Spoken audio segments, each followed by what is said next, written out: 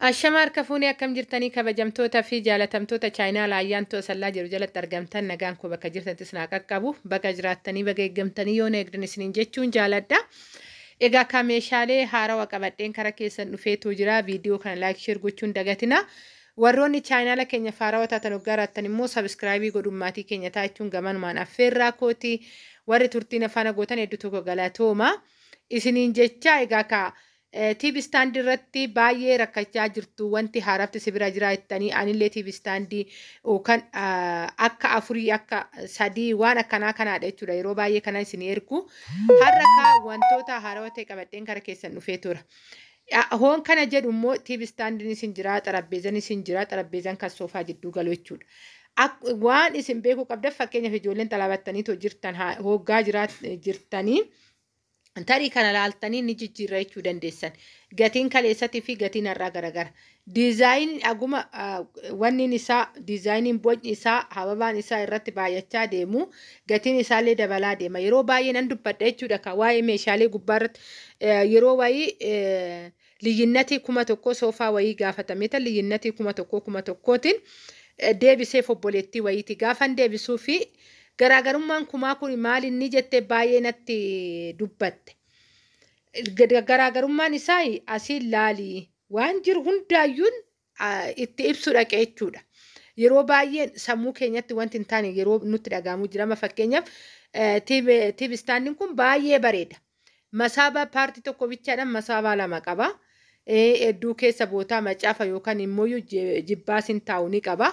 Karaa isaanis masaabaa qaba. Jibbaasii abbaa 3 karaanis kan galchuu qaba jechuudha akka kan kiyyaa sanitti. Garuu yaa ta'u malee gaafa tanaan dura TV standii isa 15,000 hojjetamu. Isa immoo 19,000 hojjetamu. Furattanii kaatanii gaafa immoo kanatu bareeda kana naa hojjisiisettanii garaagarummaa qabaachuu mala. Gatii isaa nutti minaan jechuu dandeessanii gatii isaa hin baasne. Ani haarawaan qabadheetu isin dhufe ni jira. Diizaayinii kanas ni hojjenna jedheen beeksisuu dhufe. Yoon kana jedhu dhaabbanni kun dhaabbata ayyaantoo asallaatii miti. Ayyaantoo asallaa maamila qabdi. Itti hojjisiisti malee jechuudha.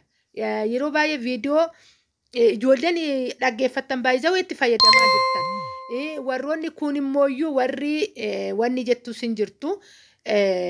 Nutti baay'ate viidiyoonii kan jettan illee ni jirtan.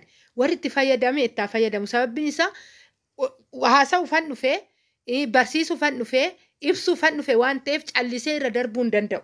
Dirqama kootidha jechuudha. Maaliif qabadheen dhufee waan meeshaa qabadhee dhufee san irratti dubbachuun dirqamaadha. Kana naa beekuu qabdanii TV standiiwwan baay'ee babbareedu. Har'a TV standii bichaadha. Irra hin butina. Filannoon baay'eetu jira. TV standiiwwan haarawaadha. Warri immoo itti murteessitanii xarapheezaa isin jijjiirannaa TV standii isin jijjiirannaa jettanii akkasuma garaagarummaa qarshiis ni qaba. Itti amantanii gisee baay'ee hin hawwina hin jaalanna. Amaluma keenya kuni akkuma lafa kanarra jirutti akkuma addunyaatti fedhiin ilma namaa daangaa hin qabu. Abbaan kamiyyuu waan tokko gisee godhe odoo kan biraa dabalata argadheen jedhe ni hawwa. Hawwuu fi godhachuun garaagarummaa qaba. Humna keenyallee ilaaluu qabna jechuudha as keessatti. Fakkeenyaaf ayyaantuun kan 10,000 waggaa bitatte humni kee yoo bakka san hin gahini dirqama kan ayyaantuun bitte san bituu hin qabdu. Amma fakkeenyaaf hiriyoota danuu hin qaba. Manni isaanii kan sirriitti bareedu, meeshaan mana isaanii kan sirriitti tolu. Humna kiyyaanan jiraadha malee humna hiriyaa tiyyaatiin hin jiraadhu. Mana kiyya fakkaadhee jiraadha malee mana hiriyaa tiyyaa fakkaadhee jiraachuu hin danda'u jechuudha. Fedhiin ilma namaa daangaa hin qabu garuu of fakkaatanii jiraachuun dirqamaadha jechuudha. Wanni gootu hin jirtu kaagoo of kas hin ta'e nama fakkeenyaaf meeshaa tokkichatti ati gaafa fixxu yookaan immoo hiriyaan teessuun abbaan manaa achi xaaruu danda'a yookaan immoo birriin ishii asii ergitu sun biyyatti socho'uu danda'a. Yeroo baay'ee amma gizee laaltan ta'e inni dhiifte chaayinaala akka fakkeenyaatti kana fudhadhu naatoo tuub baay'ee shamaraaf fakkeenya nama ta'u turte. Abbaan manaa ishii baay'ee nama cimaa ture. Inni hojjeta. Birrii ho'achi argitee birriin ishii sun hin socho'a baankiin taa'u jechuudha. Kanarraa kan ka'e gizee galtu manni ishii sirriitti hojjetamee akka barbaaddetti mana lammataatuyyuu sirriitti ijaarsisaa turte. Amma akka ishii namni nuti nama tokko taanee socho'an immoo akka ishii sanan ta'a jechuun danda'amu jechuudha. Kanaafan akka fakkeenyaatti fudhachuu danda'e. Namni tokko kan qarshiin isaa biyyatti socho'ee hojjetee yookaan ittiin qotee yookaan horii ittiin daldalamee kallattii adda addaatiin hojjetamee birrii sun bu'aa buusata. ati waggaa kudhan waggaa teesse birriin kee sun waggaa kudhan waggaa baankii taa'ee akka hiriyaa keetii san ta'uu hin dandeessu.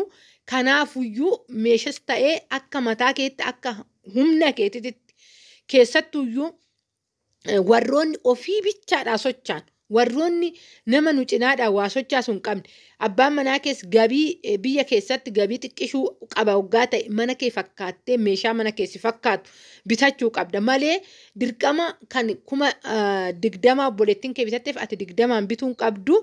Garuu ani amma walumaa galatti kana sirriitti dubbachuu kanan barbaade yeroo baay'ee wayyoo hin bareedaa odoo qayyarree kun maaliif akkatti waddaderree jennee rifachuu hin qabnu. Fakkeenyaaf dura laala diizaayinicha laala maali hoo amma kun garaagarummaa ni qaba eeyyen maaliif hojiin isaa akkanaadha bocni isaa akkatti itti ba'a ababaan isaa akkatti diizaayinii isaa akkatti itti ba'a waan ta'eef natti waddaduu danda'a jettanii itti yaaddanii kaatanii erga amantaniin booda ergachuu dandeessan kanan barbaada jettanii to'achuudha.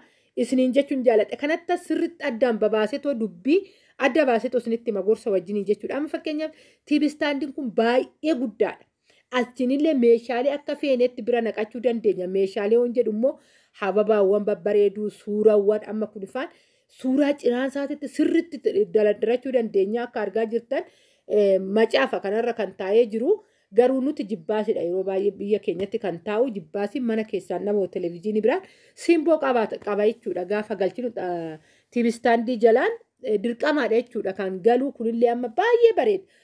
Sanii wal fakkaata kuni amma fakkeenyaaf televezyiinii aga 53 aga 55 kana fudhata jechuudha.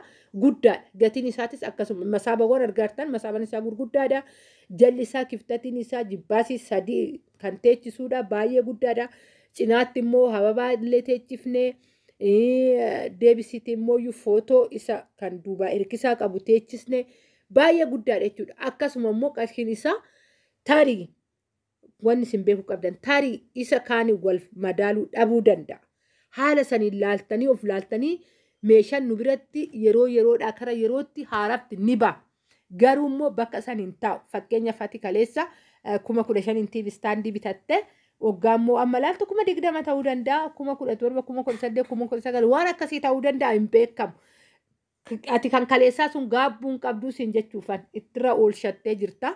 Kun immoo akkas ta'uu hin qabu egaa wanni hunduu yeroodhaa yerootti dabalaa deema waan ta'eefuyyuu isiniin jechuun jaaladha. Garuu nu biratti meeshaaleen haayidha. Meeshaaleen baay'ee yeroodhaa kara yerootti ba'aa jiruun isiniin jechuu jaaladha. Hedduu babbareedu warroon isinii tolee waan isinii teechisee jira bilbila kooyi bilbila kanaan nu dubbisuu dandeessanii. Filannoon kan mataa keessaniitti hiriyoonni keessaniifillee sheer godha.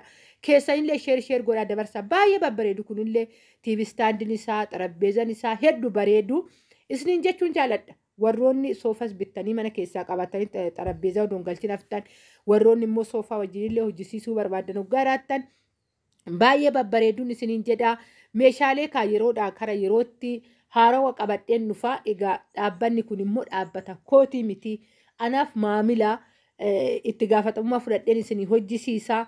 Kanaadha isiniin jechuun jaaladhaa. Viidiyoo tana warri isinitti tole laayik godhaa malee biraan darbina. Keessanillee waliif sheer godhaa irratti dubbadhaa wanta isin wanni jedhu tokko soggaaraattan immoo keessan koo tana dubbisaa. Akkasuma yeroo darbee viidiyoo hojjennee turre ayyaanaaf ramadaanni seenaa jira. Warroonni ergaa qabaatan soggaaraattan warroonni tsoomaaf waa shorbaa maatiidhaaf firaaf warroota dadhabaaf warri erguu barbaadan hoggaa jiraattan nu dubbisuu dandeessu.